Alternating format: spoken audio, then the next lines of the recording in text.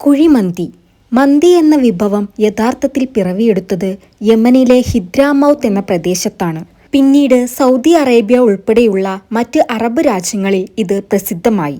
ഈ വിഭവം പരമ്പരാഗതമായി തന്തൂർ എന്നറിയപ്പെടുന്ന മണ്ണിനടിയിൽ കുഴിച്ച ചൂളയിൽ വെച്ചാണ് പാചകം ചെയ്യുന്നത്. മന്തി എന്ന വാക്കിന് കുഴിയിൽ വെച്ച് പാചകം ചെയ്തത് എന്നൊരു അർത്ഥമുള്ളതുകൊണ്ട് ചില മലയാളികൾ കുഴിമന്തി എന്ന് ഇതിനെ വിളിക്കുന്നു.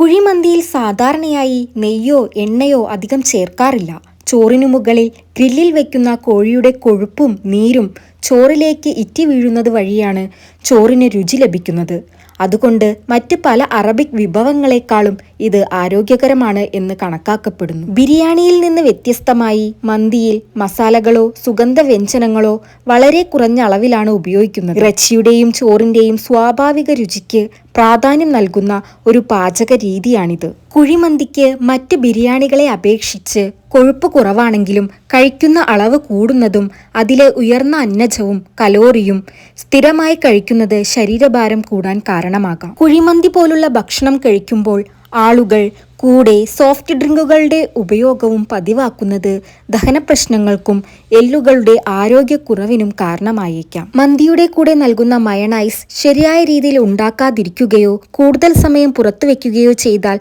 പെട്ടെന്ന് കേടാകാൻ സാധ്യതയുണ്ട്. കുഴിമന്തി ഇന്ന് കേരളത്തിൽ വളരെ പ്രചാരമുള്ള ഒരു വിഭവമാണ്. എന്നാൽ ഇത്തരത്തിലുള്ള ഗുരുതരമായ പ്രശ്നങ്ങളും റിപ്പോർട്ട് ചെയ്യപ്പെടുന്നുണ്ട്. ഇത്തരത്തിലുള്ള വീഡിയോകൾ കാണാൻ ചാനൽ സബ്സ്ക്രൈബ് ചെയ്യുക.